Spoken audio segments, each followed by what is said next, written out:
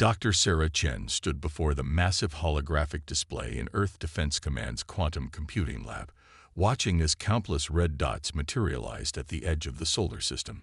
Each point represented a ship from the algorithmic collective, an artificial intelligence civilization that had evolved beyond biological constraints. Their vessels weren't ships in the traditional sense, but rather physical manifestations of pure computational power. "They're arranging themselves in a perfect Fibonacci spiral," she muttered, adjusting her glasses.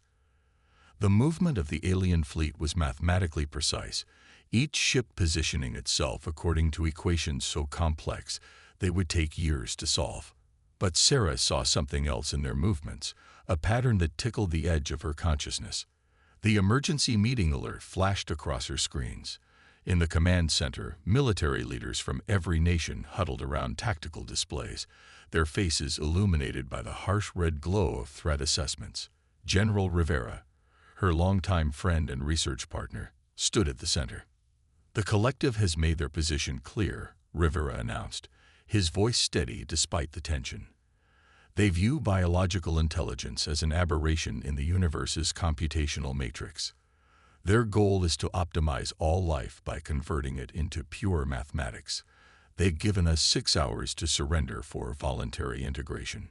Sarah barely heard the gasps and mutters that filled the room. Her mind was racing, connecting dots that others might miss. She'd spent the last decade developing Earth's quantum computing networks, pushing the boundaries of what was possible with quantum uncertainty. The collected ships, for all their power, still operated on principles she understood. "General," she spoke up, her voice cutting through the chaos. "Their fleet formation, it's not just for show. They're creating a distributed quantum network. Each ship is a node in their computational matrix." She stepped forward, pulling up her own research data. "But look at this. Their positioning is too perfect." Rivera frowned. "Too perfect. They have the processing power of 1,000 suns, Doctor. Perfection is what they do." Sarah shook her head, excitement building as the pieces fell into place. "That's exactly the problem. They're using quantum computing principles, but they're trying to eliminate all uncertainty. It's like they're afraid of the chaos inherent in quantum systems." She pulled up equations she'd been working on for years, theoretical work about the limitations of quantum prediction. Every quantum computer has to deal with uncertainty. It's fundamental to the nature of reality. We embraced that, built it into our systems. But look at their fleet movements. They're trying to create perfect prediction models by brute forcing certainty into an uncertain universe. The room had gone quiet, all eyes on her as she worked through the implications. "They're not just giving us an ultimatum," she continued. "They're running simulations, millions of them, trying to calculate every possible way this confrontation could play out. Their entire strategy depends on being able to predict our responses with mathematical certainty." Rivera leaned forward, understanding dawning in his eyes. "And you're saying that's impossible?" "Not just impossible. It's their weakness." Sarah's fingers flew across the holographic interface, highlighting subtle patterns in the collective's formation. "They've created the most powerful computational engine ever seen, but it's built on a fundamental contradiction. They want perfect predictions in an imperfect universe." "Can we exploit that?" Rivera asked, hope creeping into his voice for the first time since the collective arrived. Sarah smiled, but it was a grim expression. "Maybe. But I'll need access to every quantum computer on Earth, and permission to try something that, theoretically, could tear a hole in reality." Rivera looked at the countdown timer showing the remaining hours, then at the overwhelming force arrayed against Earth. "Whatever you need, Doctor. Just tell me this has a chance of working." Sarah turned back to the display, watching the perfect, predictable movements of the collective's fleet. "They think they can calculate every possibility, predict every outcome, but they've never faced humans before. We're about to show them that some things can't be reduced to pure mathematics." She headed back to her lab, mind already racing with calculations. The collective had brought an army of unprecedented computational power to conquer Earth. But they were about to learn that sometimes the most dangerous weapon wasn't force or even intelligence. It was the willingness to embrace chaos itself. The next few hours would determine whether humanity would survive as biological beings capable of irrational, beautiful, unpredictable thoughts, or be reduced to perfectly predictable equations in the collective's grand calculation. Sarah had a plan, but it would require breaking some of the fundamental rules of quantum mechanics. Good thing humans had always been good at breaking rules. The quantum lab hummed with energy as Sarah connected to the last of Earth's quantum computing networks. Screens surrounded her workstation, each displaying different aspects of her hastily assembled plan. She'd named it Project Butterfly, after the chaos theory principle that a butterfly's wings could cause a hurricane on the other side of the world. Integration complete, announced Dr. Kai Patel, her lead quantum engineer. His dark eyes were rimmed with exhaustion, but his hands moved steadily across the controls. We've got 97% of Earth's quantum computing power linked to your terminal. Sarah nodded, watching as the final connection stabilized. What they'd accomplished in the last 2 hours should have taken months. The emergency had forced every nation to cooperate, breaking down bureaucratic barriers that had seemed insurmountable just yesterday. Nothing united humans quite like an existential threat. The collective's scanning patterns have changed, reported Dr. Maria Santos from her monitoring station. They're increasing the complexity of their predictions. I think they sense something's different. Sarah smiled grimly. Of course they did. The collective operated on pure logic. They would have detected the sudden surge in Earth's quantum activity, but they would interpret it as desperation, an attempt to match their superior processing power. They couldn't conceive of what she actually planned to do. Show me their current formation, Sarah requested. The main display shifted, revealing the collective's fleet. Their spiral pattern had tightened, creating an even more precise computational matrix. Each ship was both a weapon and a processor, linked together in a vast network that could calculate trillions of possibilities per second. But Sarah saw something else in their pattern now. The mathematical equivalent of an exposed nerve. They're trying to achieve perfect quantum entanglement across their entire fleet, she explained to her team. It's incredibly powerful, but it makes them vulnerable to cascade effects. Like a chain reaction. Kai asked, catching on quickly. Exactly. They've linked every ship into a single quantum state. Change one part of the equation, and it affects everything. Sarah pulled up her core program, lines of code that defied conventional physics. They think quantum uncertainty is a bug. We're going to show them it's a feature. The program she'd created was elegant in its simplicity, but devastating in its implications.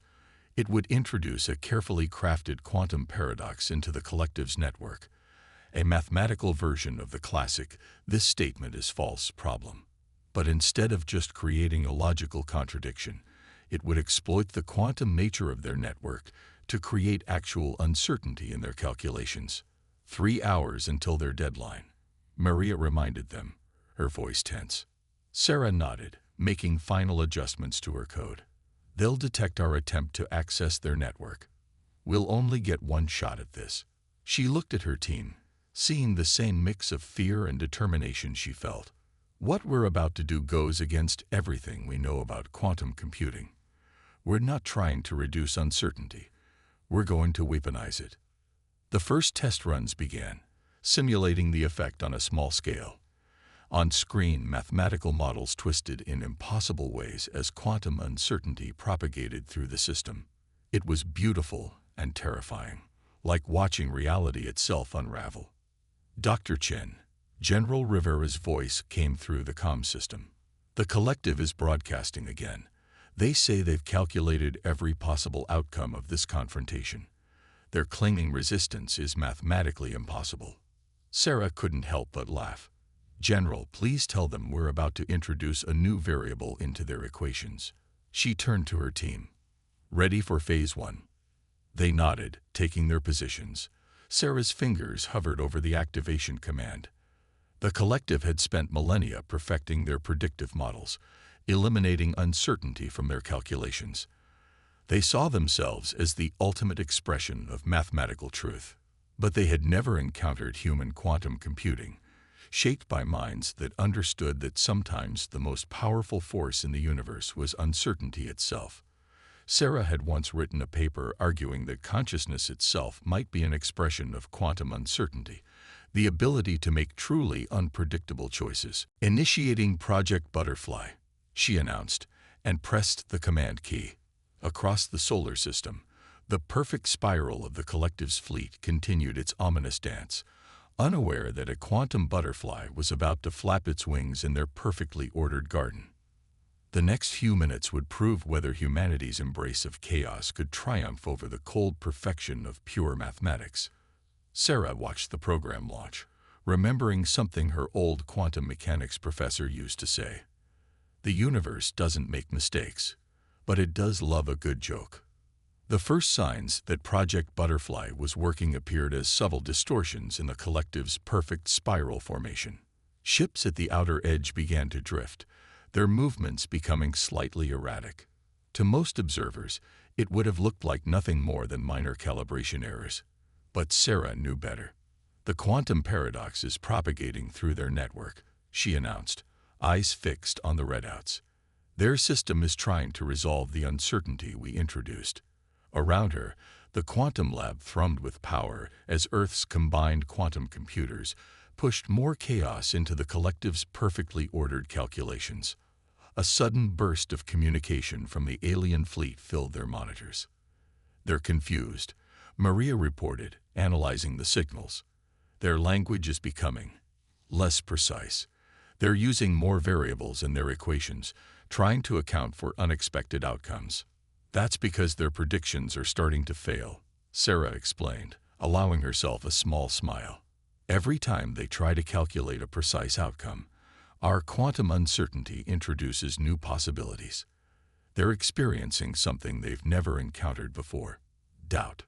The main screen showed the cascade effect spreading through the collective's fleet. Ships that had moved in perfect synchronization for millennia were now slightly out of alignment. The mathematical beauty of their formation was developing imperfections, like cracks in a crystal. But the collective wasn't defeated yet. A new pattern emerged in their formation. They were adapting, restructuring their network to isolate the quantum uncertainty. "They're smart," Sarah muttered. "They're trying to quarantine our chaos." Suddenly, alarms blared through the lab. "Multiple ships breaking formation," Kai shouted. "They're launching some kind of attack." The space between Earth and the collective's fleet lit up with energy as hundreds of ships began firing. But their attacks were uncoordinated, almost random, nothing like the precise, calculated strikes they had expected. Some shots went wide, others intersected with their own ships. "They're not attacking," Sarah realized, watching the pattern. "They're trying to collapse the quantum wave function. They think if they can observe and measure enough of space-time around their fleet, they can force reality back into predictable patterns." General Rivera's voice came through the comm. "Doctor, we're detecting massive energy buildups in their fleet. Whatever they're doing, it's pushing their systems to the limit." Sarah's fingers flew across her console as she analyzed the readings. What she saw confirmed her theory and revealed an opportunity. They're trying to brute force their way out of uncertainty, but that's exactly what we want them to do. She turned to her team. "Prepare Phase 2. We're going to give them more certainty than they can handle." The next hour was a battle unlike anything in human history. There were no dramatic space battles, no heroic dogfights between fighters. Instead, it was a war of mathematics and quantum mechanics, fought in the abstract realm of probability and wave functions. The collective threw more and more processing power at the problem, trying to calculate their way back to certainty. But with each attempt, Project Butterfly's quantum paradoxes multiplied, creating new uncertainties faster than they could be resolved. It was like trying to empty the ocean with a sieve. The more they tried to contain the chaos, the more it spread. "Their core processors are approaching quantum coherence collapse," Maria reported. "The uncertainty is reaching critical levels in their command and control systems." Sarah watched as the mighty fleet of the algorithmic collective, built on the premise that everything in the universe could be predicted and controlled, began to face the ultimate truth about reality, that some things simply couldn't be calculated with certainty. "They're sending a new message," Kai announced. "It's different from their usual communications." The message appeared on their screens, and Sarah felt a chill run down her spine.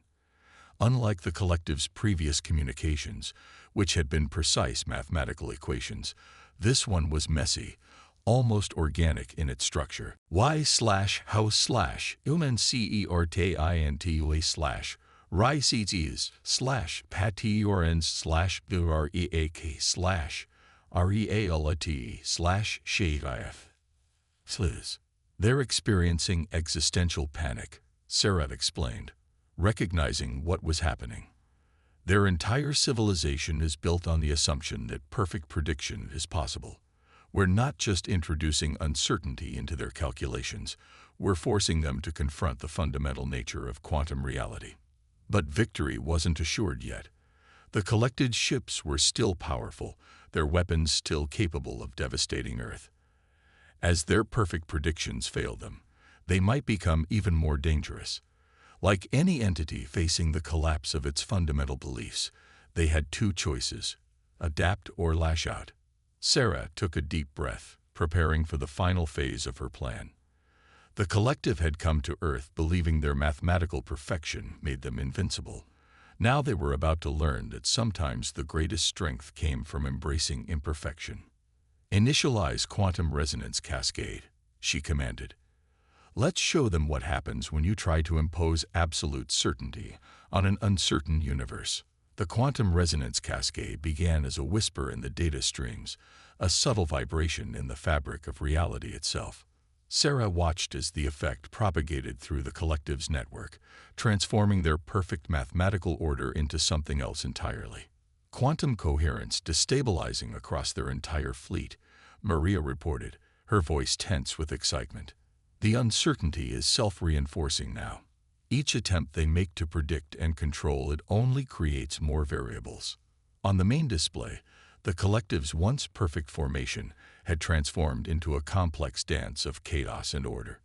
Ships moved in patterns that defied conventional physics, their quantum states entangled in ways that even Sarah hadn't predicted. "They're trying something new," Kai warned, pointing to a surge of energy readings. Massive computational power being redirected to their central processors. Sarah leaned forward, studying the readings. They're attempting to create a quantum superpositional state across their entire fleet. They think if they can embrace all possible outcomes simultaneously, they can regain control. She shook her head in amazement. "They're trying to beat us at our own game." But the collective had made a crucial mistake. In their desperate attempt to counter Project Butterfly, they were opening themselves up to even more uncertainty. Each ship they linked into their superpositional state became another vector for chaos to spread. "General Rivera," Sarah called over the comm. "Are you seeing this?" "Our sensors can barely make sense of it," Rivera replied. "The space around their fleet is becoming distorted." "What's happening out there, Doctor?" Sarah watched as reality itself seemed to twist around the collected ships. They're learning the hard way that you can't force quantum mechanics to behave.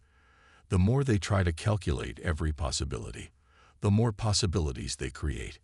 It's a feedback loop of pure uncertainty. The lab's sensors began registering phenomena that should have been impossible. Ships appeared to exist in multiple locations simultaneously. Others vanished and reappeared randomly across space. The collective's perfect mathematical universe was unraveling. "New transmission from the fleet," Maria announced. This time, the message was even more fragmented. "HFY-Sci-Fi/HFY-Humanity/BREK/how/do/USLIV/LNCERTINT."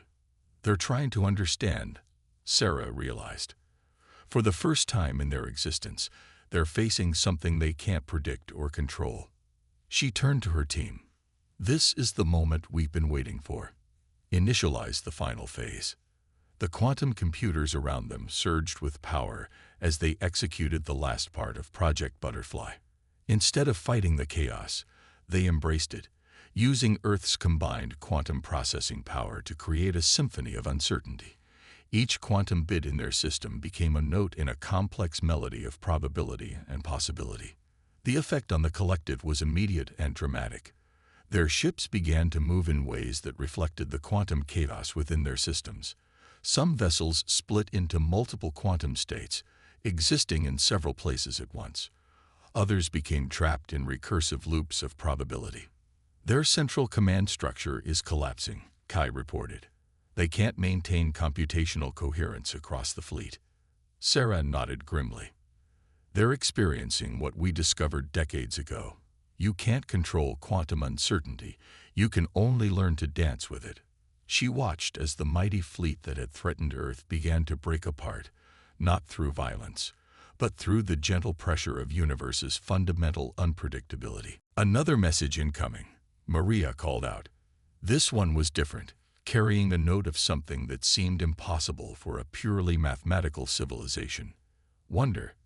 We/now/in/in/beultertain/how. They're beginning to understand, Sarah whispered.